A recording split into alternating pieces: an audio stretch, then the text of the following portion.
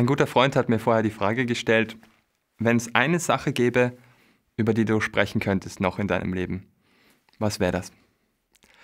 Wenn ich vor 15 Jahren in die Zukunft hätte blicken können und ich hätte mich heute in der Situation, in der ich lebe, gesehen, als Vater, als Christ, als Pastor, dann hätte ich das einfach nicht für möglich gehalten. Ich bin in einer Familie aufgewachsen, in der hat der Glaube überhaupt keine Rolle gespielt. Meine Eltern sind beide Naturwissenschaftler und sehr überzeugte Biologen. Für sie ist die Evolutionstheorie ein Stück weit das, was für mich heute mein Glaube ist. Und ich habe so wenig vom Glauben gewusst damals, dass ich gedacht habe, das Neue Testament ist so etwas wie die Neuauflage vom Alten Testament, so eine Second Edition. Ich hatte auch keine Ahnung, was es mit diesem komischen Kind in der Krippe soll. Und das Einzige, was ich von Glaube und Religion aus meiner Kindheit mitbekommen habe, war, ja, Glaube, das ist dafür verantwortlich, dass es so viele Kriege gibt. Und Gläubige, das sind die haben die Kreuzzüge gemacht und das ist Missbrauch. Und eigentlich, wenn man wirklich stark ist und wirklich ein selbstbewusster und selbstständiger Mensch ist, dann braucht man gar keinen Glauben. Dann muss man sich nicht hinter seiner Bibel verstecken und hinter dem, was irgendwelche Autoritäten einem sagen, sondern dann weiß man selber, wie es geht und dann braucht man Gott nicht. Und mit dem bin ich so aufgewachsen und herangewachsen als Kind, als Jugendlicher, als Teenager. Und irgendwann mal ist mir aufgefallen, dass es so bestimmte Muster gibt in meinem Leben, die sich immer wieder und immer wieder wiederholt haben. Und das hatte damit zu tun, dass ich alle möglichen Dinge in meinem Leben gemacht habe und ausprobiert habe, weil mir ganz tief innen drinnen irgendwas gefehlt hat.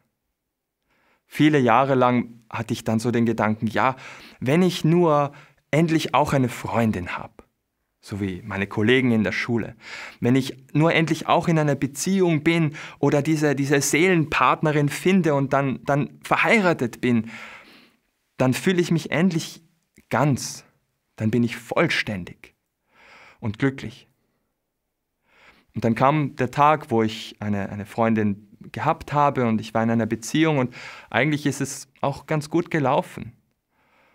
Aber dieses Gefühl in mir drinnen war immer noch da. Es war sogar noch stärker. Gerade in der Beziehung habe ich noch mehr gespürt, dass mir etwas fehlt.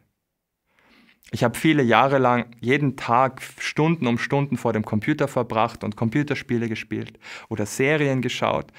Und irgendwann ist mir bewusst geworden, dass das, was ich da tue, eigentlich nur eine Art von Flucht ist. Dass ich mich vor irgendetwas oder vor irgendjemandem flüchte in diese Filme und Serien und auch Drogen, auch Alkohol und Marihuana und all möglichen Dinge, die ich ausprobiert habe, um irgendwie dieses Gefühl nicht spüren zu müssen, dass es da irgendetwas in meinem Leben gibt, was so wichtig ist und was ich nicht habe. Und oft dann am nächsten Morgen nach einer Party mit viel Alkohol bin ich aufgewacht und hab's umso mehr gespürt, dass ich irgendwie nicht ganz bin. Und als junger Erwachsene dann, schließlich, ist plötzlich etwas in meinem Leben passiert, was ich nicht erwartet hätte. Ich habe zum ersten Mal echte Christen kennengelernt. Also nicht solche, die es nur irgendwo auf einem Blatt Papier sind, sondern solche, die das mit ganzem Herzen und ganzer Seele sind und für die der Glaube so ein selbstverständlicher Teil ihres Lebens ist, wie das Essen. Und das hat mich irgendwie fasziniert, weil das waren Menschen, die haben überhaupt nicht in dieses Stereotype Bild hineingepasst, das ich hatte von Christen, die nicht selbstständig denken können und die sich hinter ihrer Bibel verstecken müssen, sondern das waren verantwortungsvolle, intelligente Leute, die mit mir in einer Art und Weise umgegangen sind, wie ich das so zuvor noch nie erlebt hatte. Ich habe dann Stück für Stück begriffen, dass das, was mir da begegnet, dass das Liebe ist. Liebe und Annahme und Respekt, obwohl ich wirklich keine einfache Person war damals. Ich hatte schulterlange Dreadlocks, ich habe noch geraucht und getrunken, ich habe viel geflucht und es war nicht einfach, mit mir damals umzugehen. Aber diese Menschen sind mir begegnet und haben mich einfach angenommen, so wie ich bin. Und das hat mich irgendwie fasziniert und so habe ich begonnen, mich mehr mit ihnen zu treffen und Zeit zu verbringen und viele Fragen zu stellen. Und zum ersten Mal in meinem Leben habe ich auf manche ganz, ganz grundlegenden Fragen meines Lebens wirklich gute Antworten gefunden. Fragen wie, was ist jetzt in all dem wirklich der Sinn? Warum gibt es so Gutes auf der Welt, aber auch so schrecklich Böses? Warum haben wir in uns Menschen, obwohl wir ja eigentlich nur Tiere sind, so Veranlagungen für Ästhetik und für Schönheit und für Musik? Was ist der evolutionäre Sinn davon, dass mich ein Sonnenuntergang zu Tränen rühren kann? Und so habe ich Fragen gestellt und zum ersten Mal in meinem Leben eine eigene Bibel gekauft für mich. Das war so ein Riesenteil von Bibel. So habe ich mir das vorgestellt. Und ich habe tatsächlich begonnen, darin zu lesen, ganz am Anfang und habe im Laufe der Zeit diese Bibel dann auch durchgelesen. Und das ist nicht ohne Wirkung geblieben. Und ich habe damals auch Tagebuch geführt und viele meiner Gedanken und Erfahrungen in diesem Tagebuch aufgeführt.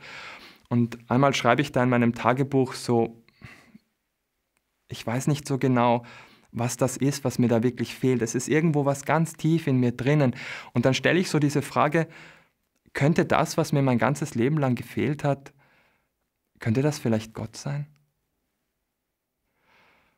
Und ein paar Monate später habe ich dann einen handschriftlichen Eintrag dazu gemacht, habe eine Ergänzung gemacht mit Datum.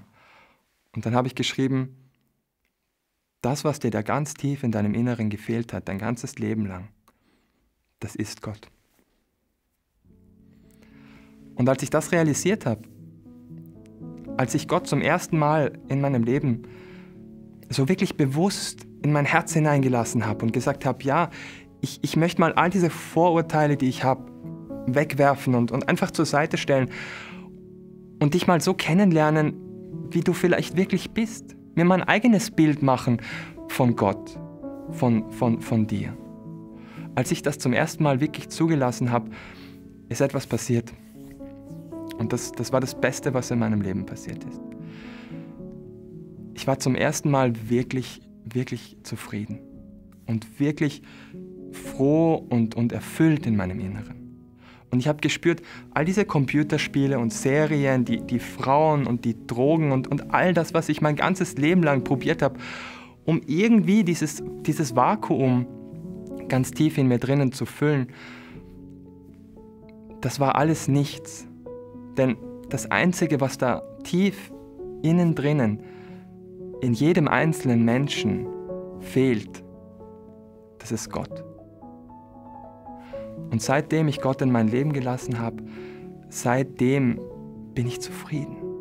Ich bin ganz. Ich bin ganz, auch wenn ich alleine bin, auch wenn ich gerade nicht mit einer Frau zusammen bin. Ich bin ganz, auch wenn ich nicht erfolgreich bin. Ich bin einfach ganz, weil Gott da ist. Ich bin zufrieden und erfüllt. Und das war so eine wichtige und so eine unglaublich schöne Erfahrung für mich. Das hat mein ganzes Leben verändert und ich wünsche mir das von Herzen für jeden einzelnen Menschen da draußen. Weil ich glaube, es gibt da unglaublich viele Menschen, unendlich viele Menschen auf der Welt, denen es ganz ähnlich geht wie mir damals. Die so viel tun, um sich im Grunde davon abzulenken, dass ihnen eigentlich Gott fehlt in ihrem Leben. Und wenn es jetzt das Einzige und das Letzte wäre, was ich noch sagen und predigen könnte in meinem Leben, dann wäre das genau das. Lass Gott in dein Herz hinein. Er ist es. Er ist es, der dir dein Leben lang gefehlt hat.